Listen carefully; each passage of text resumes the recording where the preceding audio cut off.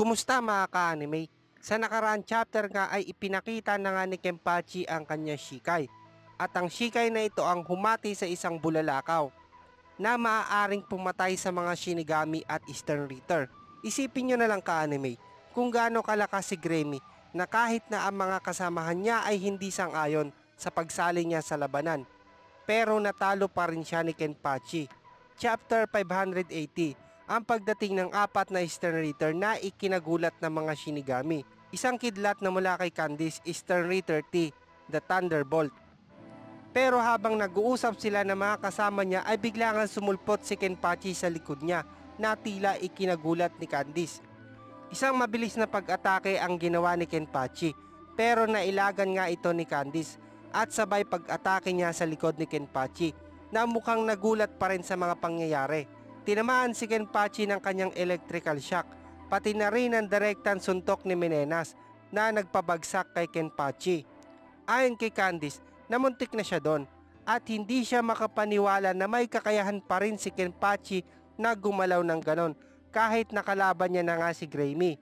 Gaya nga ng sinabi ko sa inyo kanina ka-anime, si Gremi ay hindi isang normal na Eastern Ritter at ayon sa kanya, siya ang pinakamalakas sa lahat ng Eastern Ritter.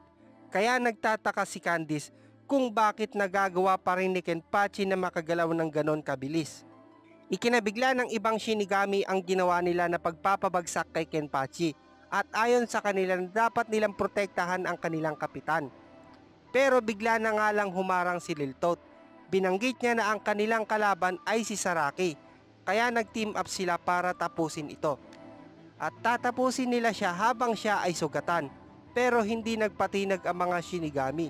Gusto pa rin nilang lumapit para protektahan ang kanilang kapitan. Nang bigla na nga lang may kung anong lumabas sa pisngin ni Liltot at kinain ang mga Shinigami sa harap nito na ikinagulat ng mga Shinigami. Dahil dito ay napatras ang mga Shinigami. Ayon naman kay Liltot na hindi naman sila masarap pero ayos na rin silang gawing merienda. Sa huli ay hindi pa rin napawi ang gutom ni Liltot, ang Eastern Ritter G, the Glutton. Nang biglang bumangon si Kenpachi Saraki. Pero mga ka-anime, sa pagtayo ni Kenpachi ay pinatamaan siya agad ni Candice ng isang kidlat. Out of nowhere lumitaw si Menenas, Eastern Ritter P, the Power, kung saan ay may dalang napakalaking bloke ng bato at ibinagsak kay Kenpachi. At ayon sa kanya na hindi nila magagawang mailigtas ang kanilang kapitan dahil mamamatay na ito ngayon. Kaya wala nang dahilan para lumapit pa sila. Biglang nagsalita si Gesly na hindi ba nila pupuntahan ng kanilang kapitan, pero ayon sa mga Shinigami na kahit saan pa sila pumunta ay papatayin pa rin sila ng mga weird na pag-atake nila, kaya uunahin na nila siya. Pero ayon naman kay Gesly na hindi siya magaling sa pakikipaglaban at kung patatamaan man siya ay hindi ito makakatulong. Biglang pag-atake na nagdulot ng direktang pagtama kay Gesly at nagpatalsik sa kanyang dugo sa mga Shinigami. Ayon kay Gesly na ang sino mang malagyan o madikitan ng kanyang dugo ay magiging isang zombie na susunod sa kanya. Siya nga pala ang Eastern Ritter Z, the zombie, Gesly. Ang bawat isa sa mga Shinigami ay pinatay ang kanilang sarili dahil na din sa utos ni Gesly. Sa kabilang panel kung saan ay pinapalibutan nila si Kenpachi habang bagsak ito at hindi maigalaw ang kanyang katawan. Ayon kay Kenpachi na hanggang dito na lang ba siya? Ayon sa mga Eastern Ritter na mukhang bumubulong siya at malapit na siyang mamatay. Pero nagtatalo sila kung sino ang tatapos kay Kenpachi. Nang bigla na lang may kung anong malaking pagsabog sa kalangitan na naramdaman nilang lahat.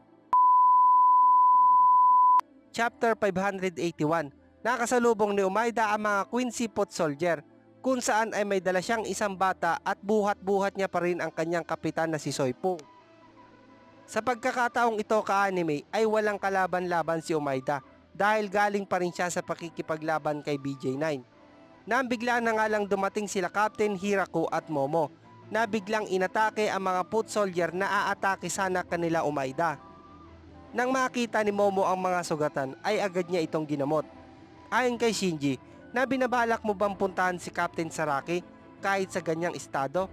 Ayon naman kay Umaida na kahit naman si Captain Hiraku ay mukhang hindi mabuti ang kanyang kalagayan, na siya naman pagsang-ayon ni Captain Hiraku. Ganon na nga, kahit magaling si Momo ay hindi pa rin siya kasing galing ng kapitan ng 4th Division. Hindi ko sinasabi na hindi ka pumunta, kundi kailangan mong pumunta kahit ano pa ang kondisyon mo. Nararamdaman mo ba ang reaksyon niya? Sa ngayon ay pinaplano nila na tapusin si Saraki habang siya ay sugatan. Dahil iniisip nila na kung mapapatay nila si Captain Saraki ay parang nanalo na din sila. Pero tama ang sinasabi nila. Kung pagbabasehan ang Reiatsu sa Serite, tanging si Kenpachi lamang ang may kakayahan na lumaban ng harapan. At kung tatapusin nila si Kenpachi ay magiging pabor ito sa kanila. Kahit anong mangyari, hindi natin pwedeng hayaan na mamatay si Captain Saraki sa ngayon. Nang biglang may nagsalita, ito pala ay si Busby. Ganun ba? Salamat sa pagpapaliwanag mo. Kung ganun, hindi kita hahayaan na tulungan mo siya. Sino ka naman na humaharang sa amin? Tanong naman ni Shinji Hirako. Pero mga ka-anime, mukhang seryoso talaga si Busby. Dahil burner finger tree agad ang ginamit niya. Kumpara sa ginamit niya nung nakalaban niya si Captain Toshiro na one finger burner siya nagsimula. Dahil dito ay tila natunaw o naglabas ng laba si Busby na sa oras na madikitan ka ay maaaring matunaw kahit na ang mga buto. Sa kabilang panel, habang papunta si Rukia at Byakuya sa lugar kung asaan si Kenpachi ay may naramdaman si Rukia na isang pamilyar na Reiatsu na naramdaman din ng iba na may paparating na isang malakas na Reiatsu.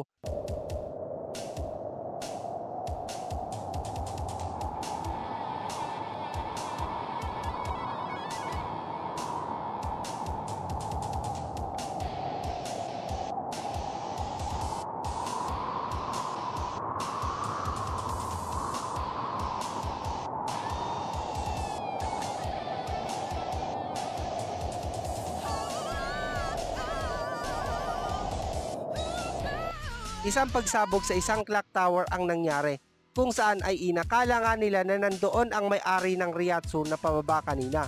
Pero nagkamali sila ka-anime, dahil ang may-ari ng Reiatsu na yon ay si Ichiko Kurosaki. At nasa likod na nga nila ito ng ganon kabilis, na siya namang ikinagulat nila.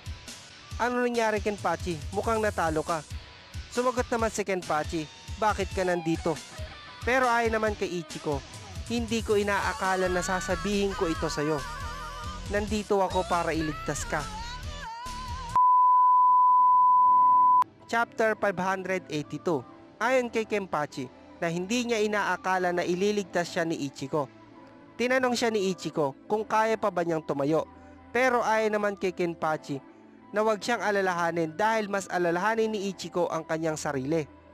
Biglang umatake si Candice sa likod ni Ichiko. Pero ang mabilis na pag-atake na yon ay hindi uubra sa bilis ni Ichiko. Hinawakan ni Ichiko ang kamay ni Candice at sa kanya inihagis si Candice na parang baliwala lang ito. Umatake din ang tatlong Stern Ritter ng sabay-sabay upang pabagsakin si Ichiko. Pero ang tatlong ito ay hindi sapat para matalo si Ichiko. Sa mga hindi pa nga nakakaalam, si Yuha ay may 5 threat na binabanggit at ang pinakamapanganib sa kanila ay si Ichiko Kurosaki. Nasa ngayon ay kinakaharap nga ng 4 na Stern Ritter. Biglang nagpakawala na matinding kuryente si Candice dahil sa sobrang niyang galit. Ichiko Kurosaki, wala akong pakialam kung isa ka sa 5 threat. Dahil ang lalaking ito ang nagdumi sa akin, hindi kita mapapatawad. Napasigaw si Candice sa galit sa nangyari. Dahil mula noon ay maaga siyang gumigising upang ayusin ang kanyang buhok at ang kanyang sarili. Pinindot niya ang heart na buton sa kanyang tagiliran upang lumabas ang kanyang Quincy weapon. Ginamit niya ang mga araw na ito para pakawalan ang kanyang Galvano Blast na direktang tumama kay Ichiko. Pero ayon kay Lil Tot na hindi ganon kasimpleng matalo si Ichiko sa 1 o 2 pag-atake lamang. Biglang nagsalita si Ichiko na mukhang maayos naman kayong lahat.